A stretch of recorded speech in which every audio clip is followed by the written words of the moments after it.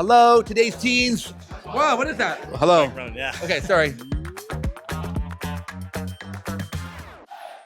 We're here at today's Teens Conference. I am here with, Mike. Hello, today's teens. you've been in this for a while, but you do it super well, and I think you emphasize the right things.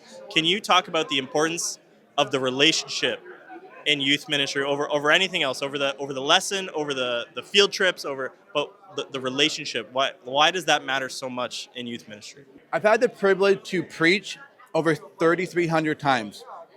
And I would say the biggest impact I've made in ministry is not what I've done on stage. It's been off stage. The people you're walking with, the people you have a relationship with, the people you sit down with at McDonald's, the people you answer their phone call or the Instagram message asking for prayer.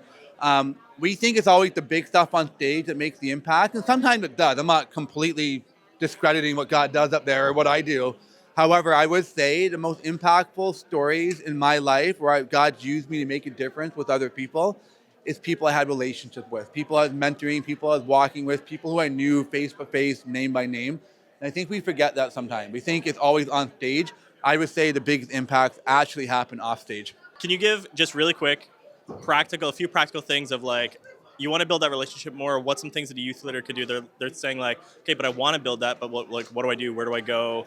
Like, what's some way that I can connect with my youth outside of youth ministry? Well, first of all, remind yourself you are in the people business. Yeah. You know, sometimes we get so focused on program and we kind of hide in a little office to write the perfect sermon and do the perfect poster and graphic, to promote the event and all that. And I think we lose sight of the people part.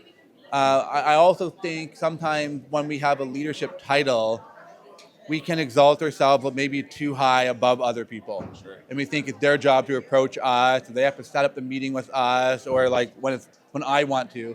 And we forget we're in the people ministry business. I always tell people, remind yourself why you're doing what you're doing. Be humble, and you should be the one that's taking the first step. You reach out, you start the conversation, you ask if they need prayer. You're the one that said, let's go to Starbucks. And I think sometimes we wait, especially in youth ministry, we wait for the youth to approach us. And it's like, no. Like, you're in the people business. You're the one that has confidence. Do your job, but get out of the office and say, no, I'm reaching out to these people. I'm showing up. I'm showing up for their basketball game. I'm showing up in their life, because it is relational. And I don't know if you can do ministry that well without that relational part to it. Yeah. That in between, from the youth ministry to the next, from the youth night to the next youth night. Yeah. Like, and I would say, as a speaker too, you can be a very mediocre speaker, and but if you have relationships with the people you're working with, it doesn't matter. They'll listen. Yeah. You can be an extraordinary speaker, but with no relationship, they don't care. Yeah. So even as a speaker, what I do, I would say the relational part makes such a difference. That's why I'm always walking around talking to people. Yeah. When I do camps, all that sort of stuff. But we can do that in our day-to-day as well. Yeah. And I tell people, like, listen, relationships go a long way. They'll listen to what you have to say.